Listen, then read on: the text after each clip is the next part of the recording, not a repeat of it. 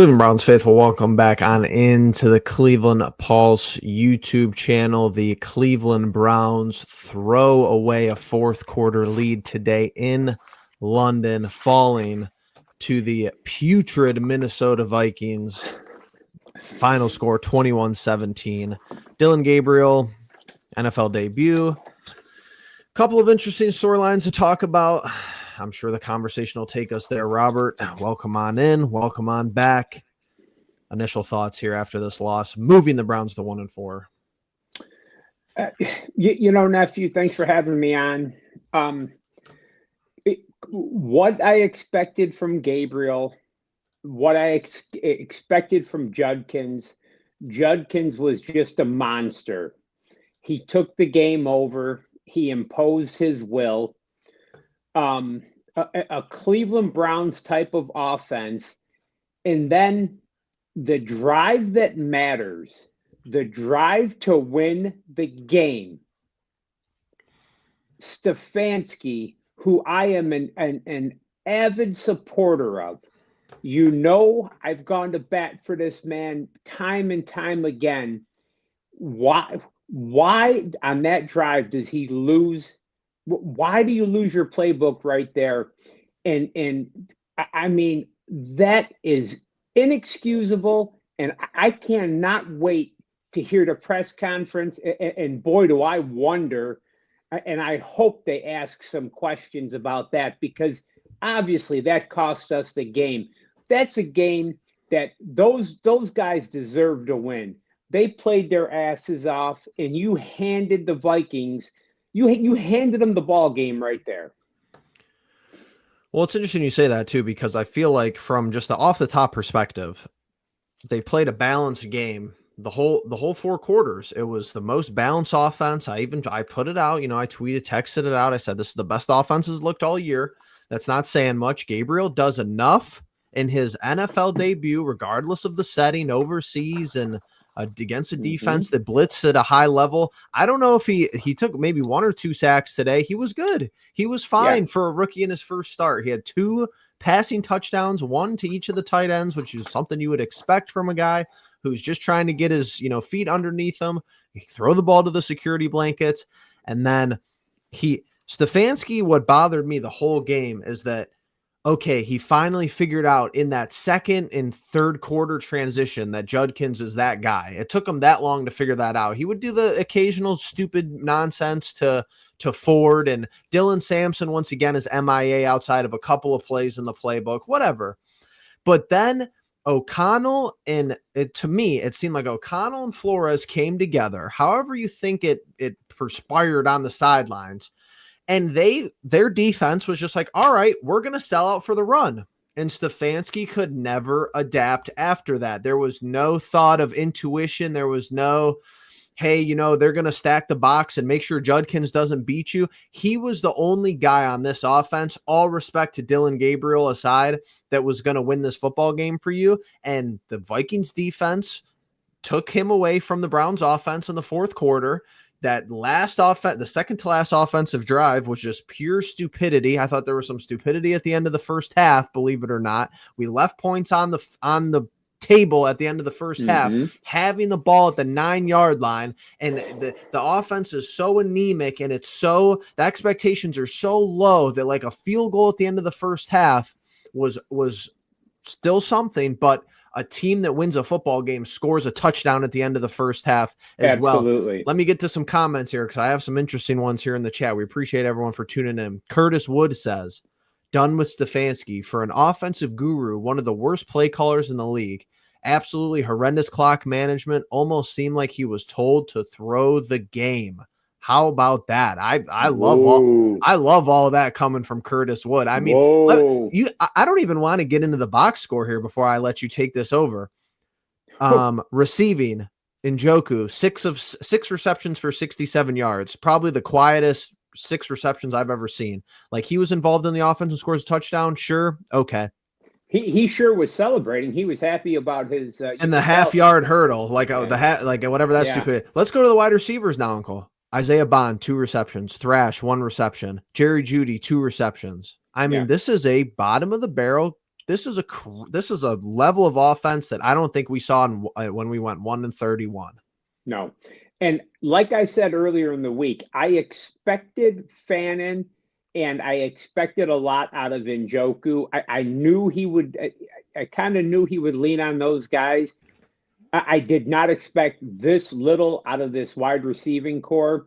And I kind of thought that, I kind of thought in the back of my head we'd see a little bit out of Bond today, but Nothing. Gabriel, nothing. But it kind of seems like Gabriel, they should have got him out of the pocket. I think I would have got him out of the pocket a little bit more. It seems like, you know, that little rub may have worked more, or roll him out in just that little dump off pass. I don't know some of the plays and especially the end of the first half. Why those low percentage plays? Okay, so it's first and goal. It's first and goal. Now, you have Quinshon Judkins. I have no problem running the ball, but don't give it to Jerome Ford. Give it to Judkins right there. Oh. Then you dial up low percentage plays after that. And I do think, I will say this, I think Gabriel played smart. I think he did not try to put the ball in situations that could hurt them, but he almost played cautious. You know what I'm saying? I mean, some of those,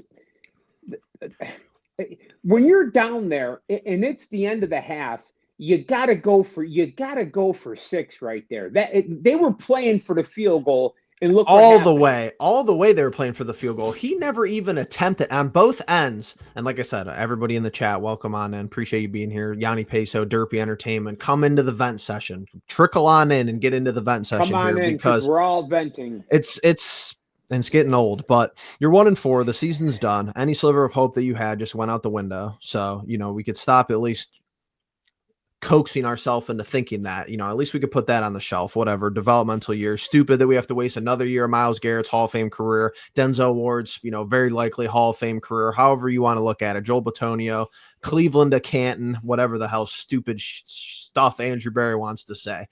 Let me from the end of the first half, we're playing to the field goal, and then the Stefanski issues with me are continuing to pile up because you can't score over 17 points. That's a gimme. And however you want to, if you want to call him a bad play caller, I'm there. I'm on board with that at this point, but I didn't expect anything different from a Gabriel perspective starting the game. So maybe I'm a little bit more indifferent on that front than a lot of people. But what kills me is his lack of ability to understand and define game flow. Judkins is running away with the football. Should have had 150 plus all-purpose yards today. Touchdown called back for holding. KT Leviston is still on my football team. Get him, leave him in London. Leave him out there. Okay. There. I don't know what else to say. That guy is terrible. You go for 10 penalties again today. You have to be a top percentile penalized team. You have to be a bottom percentile offense. We know that for a fact. You cannot score more than 17 points. You haven't been able to put up more than 20 points since a guy called Jameis Winston was under center. Believe it or not, he's the only guy that's been able to do it. That game plan was at least fun and digestible, and you knew you were going to get blown out with that stupid shit because he would throw 3-4 interceptions like, oh, we don't have a chance. But you could beat the Steelers in a tough game. You could beat the Ravens because Kyle Hamilton drops an interception last year. At least I could have fun with that outfit last year. This is like the most like I'm sitting here on the couch like this, just hoping that Minnesota does something stupid. And they gave the most startling part today for me, Uncle, is that they gave us the ball twice today. Not like we won the turnover battle. And we hopped on the football. All credit to those guys who did so. But it's not like these were immaculate plays resulting in turnovers. Both of their running backs just couldn't hold on to the football. It's not like they were generated turnovers. Sure, everything's a generated turnover, but it's not like these were gimme turnovers and you still couldn't hold on to the ball. He doesn't understand the game flow. He goes away from Judkins unnecessarily. And then their last offensive drive where they score a touchdown, I didn't understand any of that, calling the timeouts and this and that. Well, you think that the defense is just going to be able to be your knight in shining armor all the time and force a field goal, and oh, maybe we'll block it like the Green Bay game. Like that last drive for the defense had Vikings turnover to Jefferson or Addison written all over it, and that's what happened. Yep. Sad outcome to a Brown. That was a Browns game for this. That was their blueprint on how they were going to win football games. This is this regime, though. This loss is the blueprint for this regime. Talk about it and feel good and almost had a moral victory, and you did everything that, well, we're not perfect, and analytics and this and that, and if we would have went for another 4th down, or if we would have, blah blah blah. And but sorry to cut you off. I got to keep going here. Go. The fact that we couldn't generate pressure against this makeshift offensive line was startling. To have this defensive performance at this point with this circumstance was very startling to me. Minnesota moved the ball against us, and surprisingly, to be honest with you, because they knocked Carson Wentz around, and we thought at one point that was going to be the end of Carson Wentz. And just like last week, somehow Kevin O'Connell, if you notice, the Vikings improve as the game goes on. Carson Wentz is trust me, his best days are behind him. But they somehow look better as the game goes on. And they don't go in the locker room and they're not drawing plays up on the on the whiteboard. That's all horse shit. They're adjusting. They're whatever they're doing in their headsets, they're doing the right things, because for the love of Christ, 2 weeks in a row. Now, last week it didn't work against the Steelers, but of course this week it worked against the lowly Browns. And I'm telling you, it's too bad, because I think out of all of this, and you said this to me earlier on in the day, I think Gabriel's their guy. Don't be surprised if you see Flacco this week asking for his release. Gabriel, there's no reason that Gabriel is their guy. He managed the game. He played the game he's their system quarterback. He did everything they want him to do. He didn't turn the ball over. He was cautious, blah, blah, blah, blah. They did you know who lost the game? The coaching. Really, truthfully. Stefanski lost you your football game. And I said this last week. It's creeping into the back of my mind. It's slow, but it's sure. And it's every week. It's more and more. It's the little things. Last week, even the Green Bay game, I said, look, you didn't win. You won in spite of Stefanski. Yes. You're into the territory where the coach of the year seasons, whatever, the years before that, this is the first real year. And maybe I just had the blinders on, and I always liked Stefanski when it came to the coaching, the coaching process, because it was between him and Robert Saleh. And I didn't think Robert Saleh was going to be a good NFL head coach. Turns out I was at least right there. However, maybe I just had my too much stock into this guy, and that could be oversight by me as a fan and a side hobby analyst, however you want to call it. But this is the first season where I truly feel like we are losing football games because of Kevin Stefanski. And I don't like saying, get rid of guy A and get rid of guy B without having a tangible, ready-to-go solution, and I don't have that. Do I think firing Stefanski through 5 weeks and promoting Schwartz is it doesn't really matter anymore with our current record. That ship has sailed a long time ago. But do the processes increase magically overnight if Stefanski gets, fired and Schwartz get promoted? I don't think so, but he's more of a problem than he is the solution, and it's the 6th year of his tenure, and it's fine. It's pretty good for a Browns head coach. Take your plaudits, and maybe we have to move on. They won't move on, but maybe we have to consider looking at other candidates. Or how many more things can you do, Uncle? Offensive coordinator. Tommy Rees doesn't do anything. You can't shuffle the chairs around anymore. It's either Stefanski or somebody else. Well, here's an interesting tweet by a Cleveland sports personality I'm just looking at. Okay. Stefanski put total faith in defense with usage of timeouts. He never in a million years thought Wentz could engineer an 80-yard TD drive.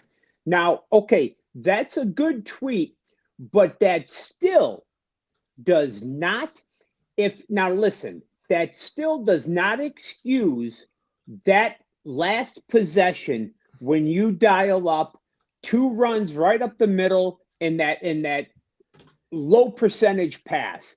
That is inexcusable.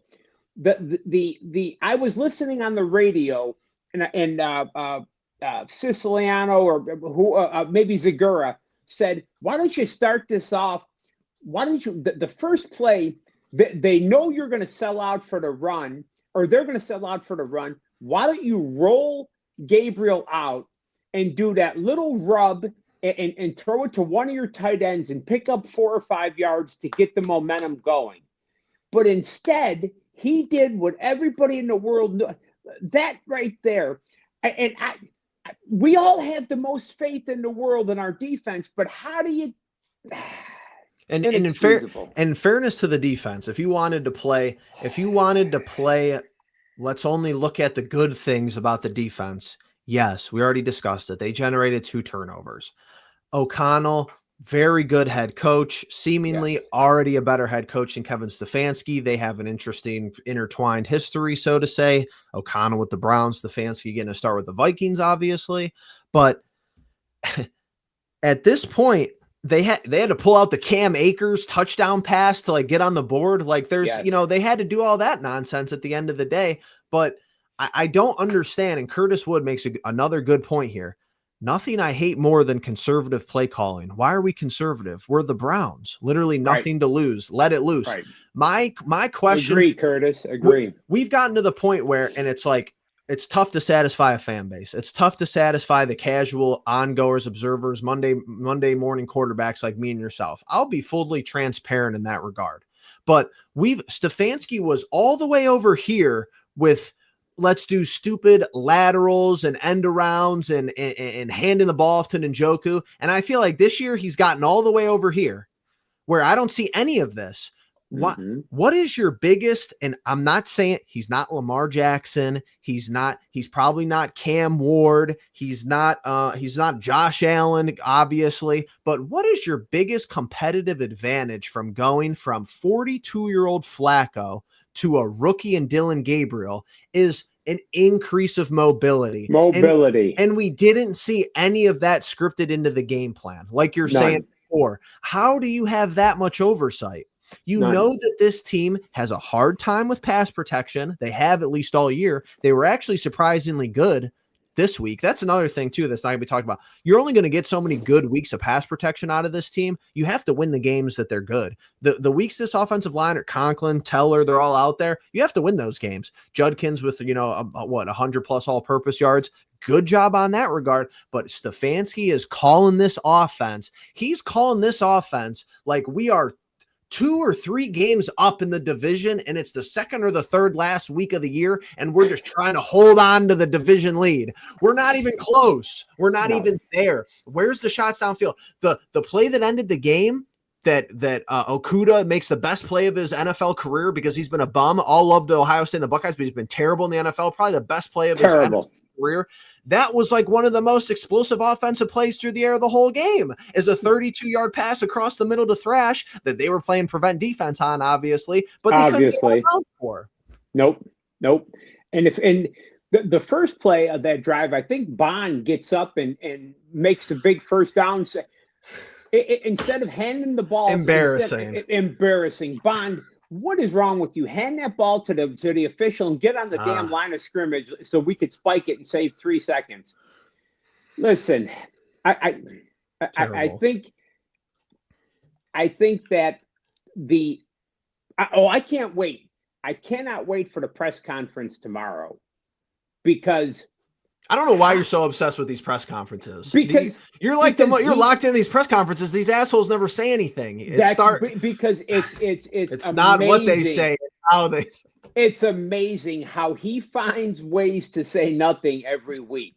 Well, Mary Kay, that's a great question, and I'm glad you asked that. But we got to do better. And he says nothing every damn week. And this week, it's on him. It's on them. We got to coach better.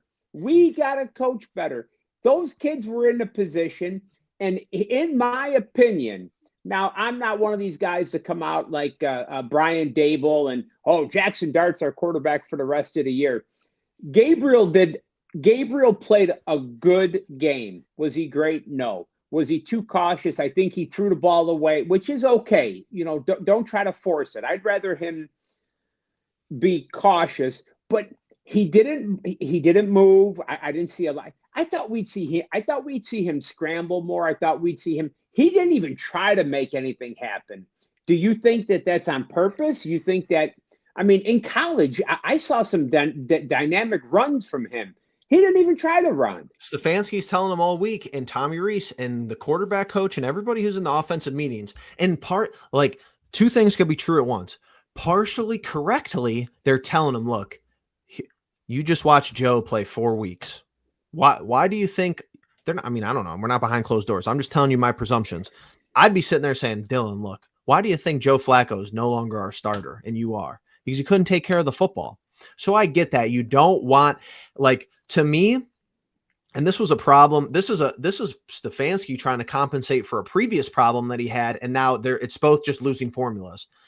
I feel like earlier in his Cleveland Browns coaching tenure, think divisional games, Steelers on the road, Baltimore on the road, any team that had a good defense that was an AFC opponent, that it was an unfriendly environment. These games would start with Stefanski, and I'm thinking even all the way back to the Baker Mayfield era, God forbid, where we would come out and turn the ball over on the first possession. It would be a pick six, or it would be good field position for the other team. We would receive the ball and lose all of our advantage, and the whole game would spiral from there. It's like they've done a whole 180 from that, where it's like, hey, the game, even, and believe it or not, people are, oh, this sounds, have you been watching the games? Because I get it. The Lions blew us out and the Ravens blew us out, but it's like, the teams that we're on a similar playing fields with, it never feels like the game is spiraling out of control. It just feels like we never are going to have a chance to win the football game. Today, the whole game, I never felt, and we take a 7-0 lead. We take a lead into halftime for the first time all 2025 season. It never felt to me like we were going to win this football game. No. Behind a piecemeal offensive line for the Vikings, behind Jordan Mason being banged up and their other running back fumbling the ball collectively. Fumbling the ball. Carson Wentz comes out and looks, he's got the Michelin Man thing on. Jordan Addison is apparently running around London lost, and he gets benched in the first quarter, and it never felt like we were going to win the football game. They have to resort to having a backup running back throw a touchdown pass because, I mean, think about it. Cam Akers is throwing, I thought he was retired, and I see him lining up in the Wildcats. I know. I'm like, what the hell is this? And how does this, we find more and more ways, and here we are, 1-4, and you're like, how is this even? It's unimaginable that this could happen. I mean, how can you continue to kick us in the balls every week like this? Oh, that's their specialty. That's what they're good at. And here's the thing too, and this is where I think we could finally get into those. Like it's a seesaw. Like hope for the season was up here. And now it's like, now we're like, all right, moving on to the future and evaluation and mock drafts and root against the Jaguars every week, like stuff that you don't want to be talking about through 5 weeks of the NFL season. Jaguars are playing better now. So of course, they'll probably be the 1 seed in the AFC, knowing our luck. We'll probably have the 7th and the 28th pick in the first round draft. Maybe we could package them together to get Jeremiah Smith. But here's my question. Here's my thing moving forward that I think all fans, that I think Jimmy and Dee Haslam, believe it or not, if they're even paying attention, if they're even observing, if they're even locked in, if they're not too busy looking at their net worth calculator, this is a question they got to ask themselves. This is a question the Browns collective and fan base and faithful has to collect themselves. And maybe, believe it or not, this is a question Andrew Berry has to ask himself, because the most frustrating part of this season, agree or disagree with me, I can't wait for your thoughts here, is that this rookie class has so much upside that it's annoying we can't win football games, one, but the thoughts are, like I said, creeping into the back of your head. Do you want, with 2 first-round picks next year, do you want Andrew Berry and Kevin Stefanski overseeing the development of these two rookie classes between this year and next year. And yes, we could be excited about this, but it gets old being excited about rookies in a rookie class when you haven't done anything of note besides one playoff win and two playoff appearances in 30 years. Usually when franchises are excited about the next best rookie class, they either are 2 or 3 years removed from a Super Bowl appearance, if not a win, if not a deep run into the playoffs, or they're in the AFC Championship. They're in the hunt every year. So it gets old and repetitive with this cycle. How do you feel moving forward? Schlesinger, Judkins, Fannin, Sampson, Bond, all of these guys, Gabriel and Shedeur Sanders, but who is managing them? Here, I love this draft class. And the sad thing is the veterans are, the guys that are in their prime, Denzel, Miles, Bitonio, it's pretty much over. Here is the problem. The reason why I have to continue to stick with the unwavering faith of Stefanski and Barry, because nephew, if they're gone, then chances are somebody's going to come in and they're going to start all over. I mean, think about it. You're going to have, yes, this draft class is not going anywhere. Those guys are going to be the cornerstones, but you're not going to get a guy come in and say, well, I think Stefanski, I think he did a great job. I'm just going to call better plays than him and we're going to win. It's not going to be like that. And then for the love of Christ, I'm 51.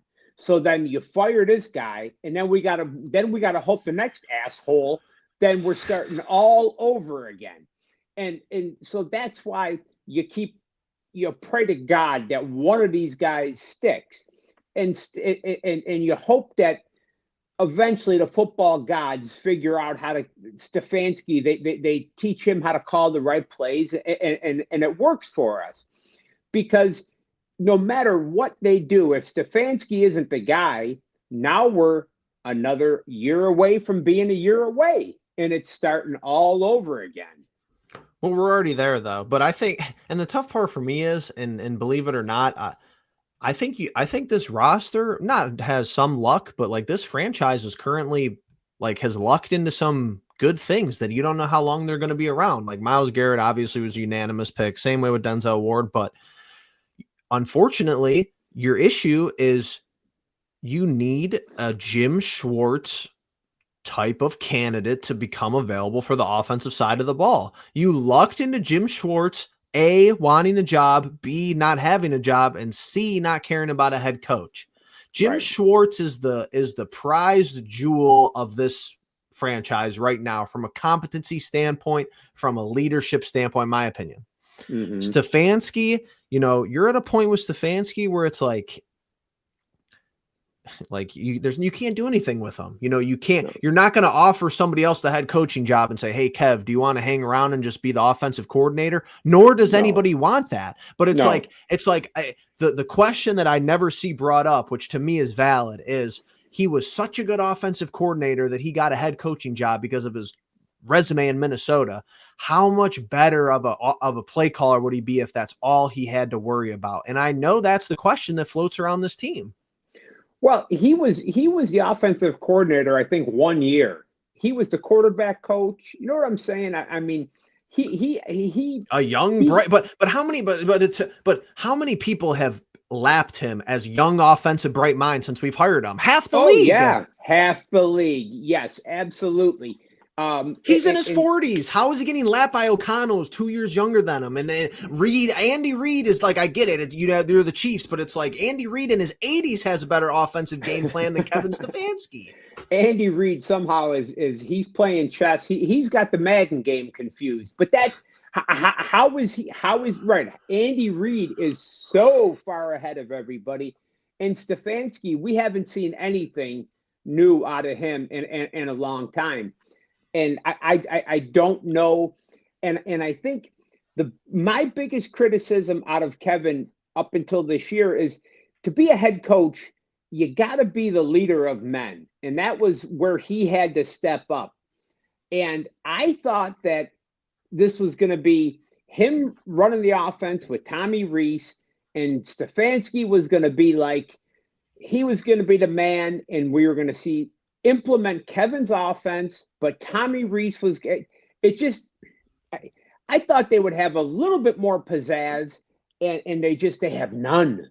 I mean, there's no, I mean, I used to complain about the jet sweep. I mean, we don't see any of that. There's no creativity or anything. Could you even imagine him dialing up a play like they did with Akers today, like O'Connell did with Akers, or God forbid? And I get it. And it's, it's obviously not apples to apples, but I don't know if you caught any of the Ohio State game last night, and I get it. But could you imagine anybody in this franchise trying to think of the lateral backwards pass on the punt return?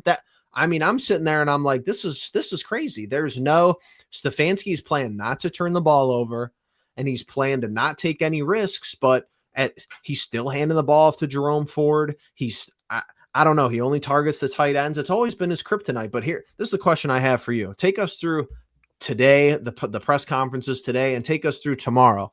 What is Stefanski going to say? Gabriel moving forward, obviously. I don't see why he wouldn't be. Do we see anything with the Flacco movement? I mean, what else is there to say about this team moving forward if you're him? I think it was, of course, he's going to say it's a really tough loss. He was really happy with, I'm sure he's going to say he was happy with what they saw out of Gabriel. And I would imagine he's going to say that he's going to take the coaching staff is going to take the brunt of this loss, because he's going to say these kids played well, and they're going to look at the film on the way home. They're going to look at the film tomorrow, and Tuesday they're going to get back at it. They don't have time to lick their wounds. I think Gabriel's the man going forward. There's no discussion on that. He did nothing wrong. And sadly, we're 1-4. We could be 2-3, but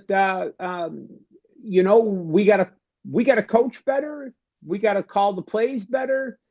I think the boys executed his shit today. I mean, truthfully, if you dial me up shit, I could only, what I'm saying. I mean, if you call me Gabriel gonna do. Guys, right. Yeah. If you call me runs up the middle all day, that's what can I do?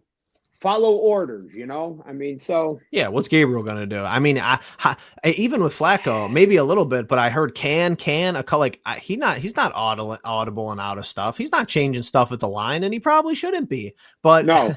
I totally agree with you. If Stefanski's going to tell you, well, and here's the thing. The schedule of all schedules to bite us in the ass. Once again, it's like, all right, you played the murderer's row the first 4 weeks, and then you have to go to London against a team that's already been there a week. I can't believe I knew the schedule was bad heading into the year. Now you have an upcoming game in Pittsburgh against a Steelers team off a bye week. So, you're not opening up the game for anybody that thinks the game plan is going to be opened up this week.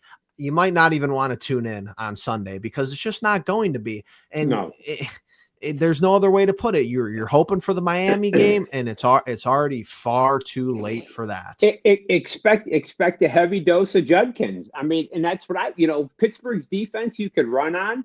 We'll get into that later in the week.